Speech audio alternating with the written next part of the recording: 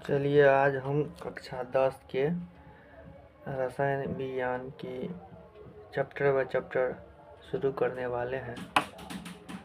मेरा दावा है अगर जिस तरह से हम आपको बताते हैं और उसको अच्छी तरह से आप पढ़ लेते हैं, यकीन मानिए आप साइंस में कहीं भी फुल स्कोर कर सकते हैं।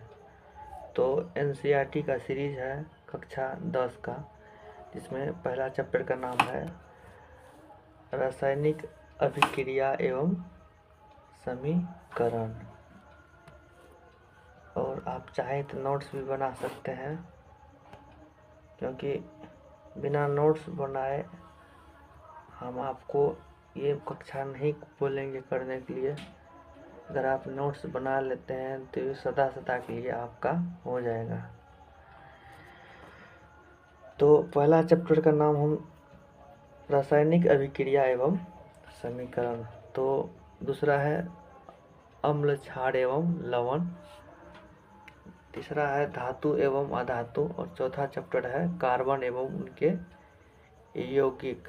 केमिस्ट्री का है, तो पहले केमिस्ट्री का पहला चैप्टर से हम शुरू करेंगे। तो पहला चैप्टर से हम शुरू करते हैं रासायनिक अभिक्रिया एवं समीकरण। यहाँ से शुरू करते हैं रासायनिक अभिक्रिया एवं समीकरण, कक्षा 10 की है।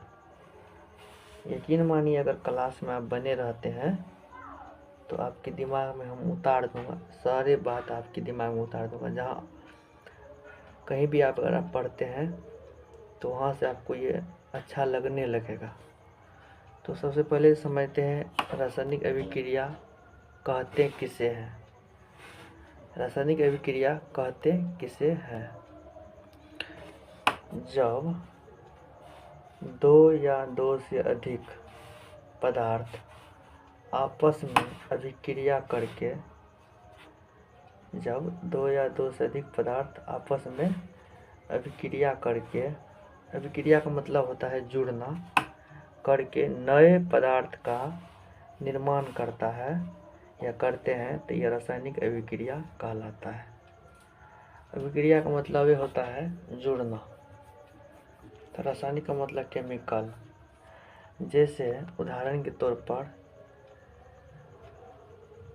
हम एक ठोस पदार्थ लेते हैं, जैसे ए एक ठोस पदार्थ है और बी एक द्रव पदार्थ है, और दोनों को मिलाते हैं तो एक तीसरा पदार्थ बनता है गैस। चलिए उससे पहले कुछ बातें हैं जान लेते हैं। ये केमिस्ट्री की उत्पत्ति कहाँ से हुई है? तो अफ्रीका महाद्वीप के कीमिया नामक मिट्टी से हुआ है, जिसका शाब्दिक अर्थ होता है काला रंग। तो एक बार एक पुनः हम बता देते हैं रासायनिक अभिक्रिया किसे कहते हैं। इसको अंग्रेजी में जो लिखना चाहते हैं लिख सकते हैं, क्योंकि इस सीरीज को हम पूरा कंटिन्यू ले चलेंगे। जब दो या दो से अधिक पदार्थ आपस में अभिक्रिया करके नए पदार्थ का निर्माण करते हैं तो यह रासायनिक अभिक्रिया कहलाती है। एग्जाम्पल नहीं समझ में आया होगा, कोई बात नहीं, आप बने रहिए। हम आपको शुरू में बोले हैं, अगर आप कहीं भी पढ़ते हैं ऑफलाइन क्लास में, अगर इस वीडियो को जैसे जैसे हम बताते हैं अगर आप देख लेते हैं तो हम गारंटी के साथ कह सकते हैं कि आपको वहाँ से ये वीडियो के माध्यम से ज़्यादा समझ में आएगा। तो रासायनिक अभिक्रिया को कैसे पहचानेंगे, हुआ है कैसे, इसको कैसे पहचानेंगे?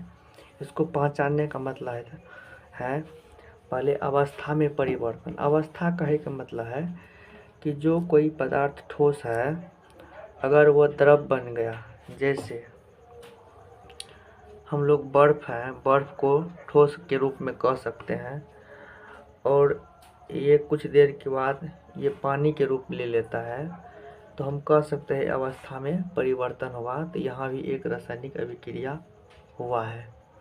जैसे उदाहरण के तौर पर आप और कोई वस्तु का सामान ले सकते हैं, अवस्था में परिवर्तन। जैसे चावल से भात का बनना, तो पहले चावल था अब भात बन गई या बन गया, तो इसकी अवस्था में परिवर्तन हुआ। अब दूसरी बात है कि रंग में परिवर्तन। रंग कहने का मतलब हुआ कि